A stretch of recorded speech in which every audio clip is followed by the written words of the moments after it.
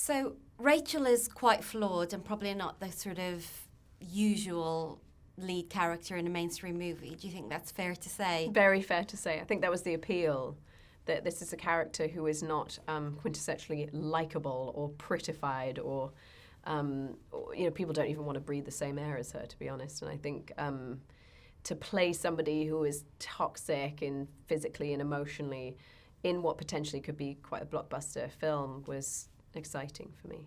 Mm-hmm.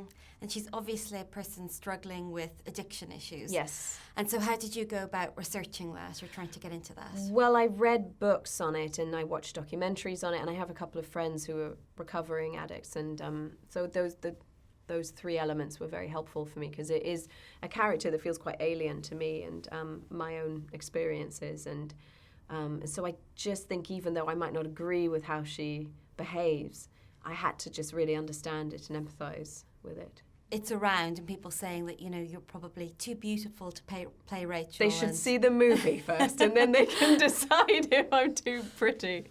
I don't know.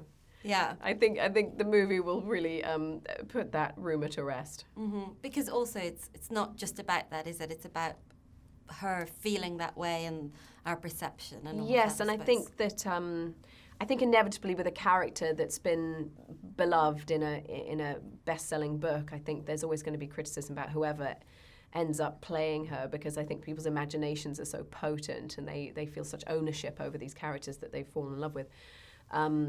So I was always expecting that I'd be met with some kind of resistance I think anyone would anyway. Absolutely. And what is this film saying about suburban womanhood in 2016? I think they're saying that there's a bit of an underbelly to it, and I think that in a way the misconception is to see these three women as just victims who are being taken advantage of. And there are those elements of it. There are those elements of women being taken advantage of in a domestic environment, and people being unhappy and trying to maintain the facade of what society thinks that they should be doing in that domestic environment. And yet ultimately these women do unite, and they're sort of pitted against each other as being rather watchful. And I think women can be quite cruel and quite watchful of each other in a domestic environment, as to from whether you breastfeed or not to whether you can sort of keep a man, which is a phrase I loathe hearing. It shouldn't be about that. And so this is a kind of very real picture, I think, of women in a suburban environment. And you've spoken out about equal pay in Hollywood. Yeah. And why is it important to do that?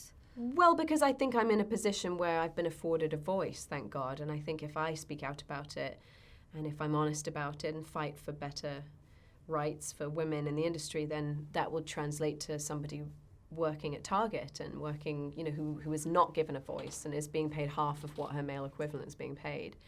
And so I think that I think it is important to talk about it and to fight and not be concerned about being seen as being aggressive or demanding, because a guy's never seen that way. If he makes a good deal, he's seen as being, well, he made a good deal. And I used to be much more concerned about being a team player and not wanting to rock the boat, and now I don't really care.